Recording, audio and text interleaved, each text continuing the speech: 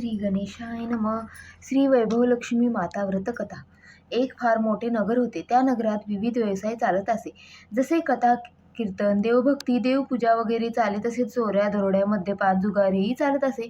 नीतिमान व धर्मशील माणसे त्यापासून 4 हात दूर होती. अशा त्या नगरात एक दाम्पत्य राहत होता. पतीचे नाव युगंधर व पत्नीचे नाव योगिनी. पत्नी भाविक, श्रद्धाळू, सुशिक्षित होती. पती उद्योगी होता, स्थिती चांगली होती, संसार सुखात होता. योगिनी रोज देवीच्या देवळात जात असे. एखादे भजन म्हणत असे. पतीची तिला साथ होती, पण कालचक्र सतत चाकाच्या आराप्रमाणे फिरत असते. आणि भाग्यपंक्ती ही युगंधराला पण एकदम श्रीमंत व्हावे असे वाटू लागले आणि तो जुगारी बनला. जुगाराने कुणाचे भले झाले आहे. शूर कृतिविद्ध पांडवाने त्यामुळे 12 वर्ष वनवास भोगावा लागला.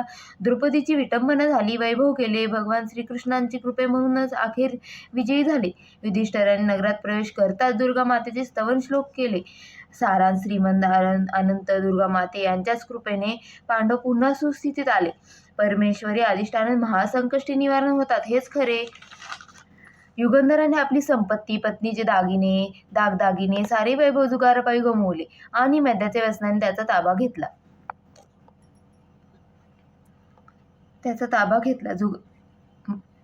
शीलवती योगिनी कबडकष्ट करून देवीचे करुणा भासू लागली. ती संकोचाने बाहेर पडत नसे. देवळातही जाईनाशी झाली. घरीच देवीची करुणा भासू लागली. इकडे काय झाले? आपल्या देवीला आपल्या प्रिय भक्तिनीची अनुसूती जाणू लागली.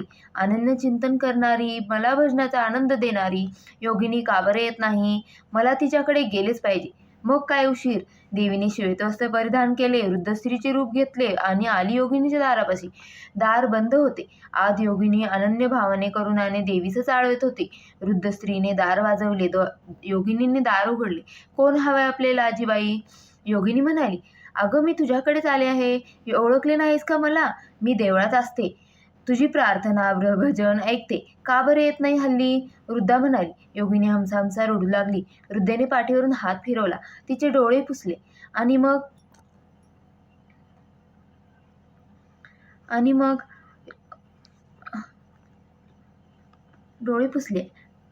योगिनीने आपली करुण कहाणी सांगितली. वृद्धेने सांत्वन केले. चिंता करू नको म्हणाली. एकाएकी दिव्य प्रकाश खोलीत पसरला. योगिनीला देवीचे दर्शन झाले.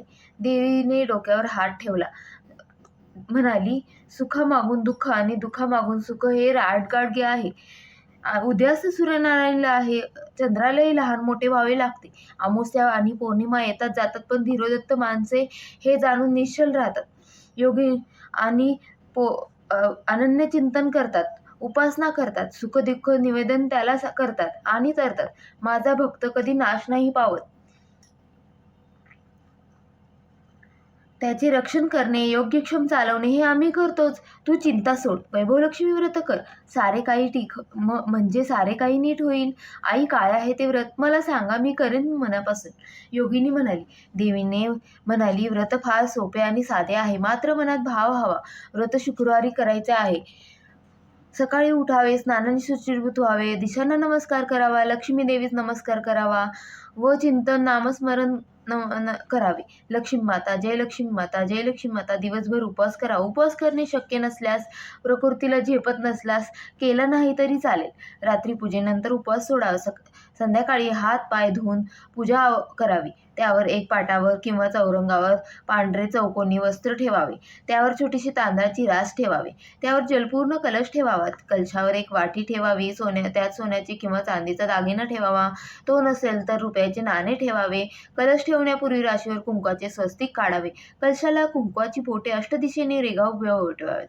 श्रीयंत्र कलशाला टेकून अथवा जवळ ठेवावे. प्रथम दुपारी विड्यावर पाणी सोडून गणपती पूजन करावे. हळद, कुंकू, सुगंधी द्रव्य आधी देवीस व श्रीयंत्रास अर्पावीत. तांबडे फूल देवीस व वाटीतील श्रीयंत्रास व्हावे. देवीचे स्तवन श्लोक म्हणावे. आपली इच्छा सांगावी. प्रार्थना म्हणावा. गोडाचा नैवेद्य दाखवा. महालक्ष्मी अष्टक म्हणावे. मग आरती करावी. पूजाविधीत सर्वातीस पाहावे. 11 किंवा 21 शुक्रवारचे असे पूजन करावे. शेवटच्या शुक्रवारी 5 किंवा 7 कुमारिका किंवा सुवासिनी पाचारण करून लक्ष्मी स्वरूप मानून त्यांचे हात पाय धुवावेत. त्यांचे कपाळी हळद कुंकू अक्षदा लावावेत. प्रसाद द्यावा. व्रतकथेचे नवीन एक पुस्तक द्यावे. त्या दिवशी यथाशक्ती भोजन घालावे. देवीच्या नैवेद्यास खीर करावी. पूजाविधी आटोपल्यावर देवीचे दागिने परत अंगावर घालावे अथवा जागच्या जागी ठेवून द्यावे. कलशातील पाणी तुळशीत विसर्जन करावे. तांदूळ पक्ष्यांना खायला ठेवावेत. या व्रताने ऐश्वर्य संपत्ती संतती मिळते. संकटे नाहीशी होतात. घरात सुख समृद्धीने भरभराट होते. लक्ष्मीचा वास राहतो. योगिनीने सर्व काही लक्षपूर्वक ऐकले. हे व्रत मी मनोभावे करीन असे देवीस म्हणाली. योगिनी असे म्हणतातोच तथास्तु कल्याणावस्तू असे त्रिवार उच्चारून देवी अंतर्धान पावली. तो तेजाचे प्रकाशही गेला. पण योगिनीच्या अंतःकरणात आशेचा व श्रद्धेचा प्रकाश ती उजळला. तिने पहिल्या शुक्रवारी 11 शुक्रवारचा संकल्प करून मनोभावे पूजा केली. रात्री युगंधराला प्रसाद दिला. प्रसाद पोटात जाताच युगंधराला उपरती येऊ लागली आणि त्याने पश्चाताप व्यक्त केला. योगिनीने व्रत सुरू होते. युगंधर आता काम करू लागला. दोघेही भरपूर कष्ट करू लागले. युगंधराचे मद्यपानाचे व्यसन सुटले. घरातील मतभेद संपले. आपण पत्नीचे ओरबडून घेतलेले दागिने त्यांनी सोडून आणले. 11व्या शुक्रवारी मोठ्या थाटाने उल्हासित